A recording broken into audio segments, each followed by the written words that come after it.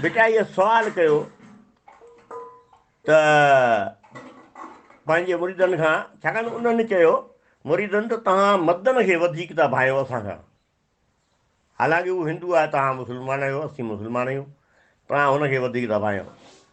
त लतीफ़ साईं चयो तव्हां हिकिड़ो सुवाल थो करियां, उनजो मूंखे जवाबु ॾियो त ख़ुदा जो घर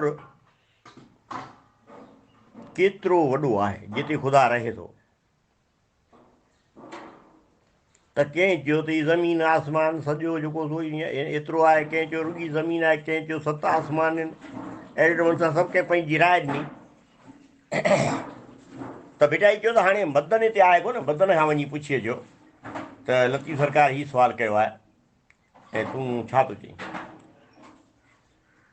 त हुननि वञी चयो त भिटाई साईं चयो असांखां सुवालु कयो आहे त ऐं तोॾां असांखे मोकिलियो, तूं जवाबु ॾिए त ख़ुदा वटि सभ खां वधीक कहिड़ी शइ पसंदि आहे। त लतीफ़ साईं हुन चयो, मदन चयो त ॾेॾर। हाणे उन्हनि खे त पुछणु लॻी त ॾेॾर जेको तंहिंखे माण्हू आम तौर ते हथी कोन लाइ, अहिड़ी गंदी शइ जेका उनजी शिकिल बदशिकिल भिटाई जे सुवालु कयो आहे ऐं हीअ वरी चए थो त ॾेॾर। चइबो आहे मूं वटि त जवाबु इहो आहे, वञो। पोइ विया जॾहिं तॾहिं भिटाई चयो त जवाबु हुन बिल्कुलु दुरुस्त ॾिनो आहे। त कीअं?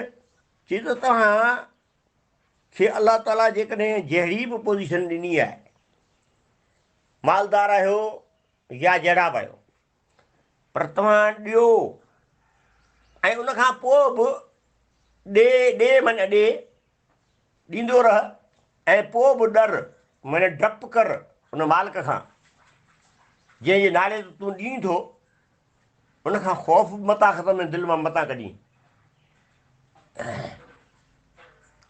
पोइ इहे चीज जॾहिं भिटाई साईं जे हुज़ूर में आया त हुनखे जवाबु न चई, बाबा हाणे भला ॾिसो त ॾेॾर ते तव्हांखे कावड़ बि थी, पर मदन जवाबु कहिड़ो ॾियो जेको असुल में ऐं इस्लाम मुताबिक़ आहे ऐं दुनिया जे सुठनि सभिनी मज़हबनि में बि आहे त अलाह जे नाम ते ॾियो बि सही ऐं पोइ बि ॾिजंदा बि रहो।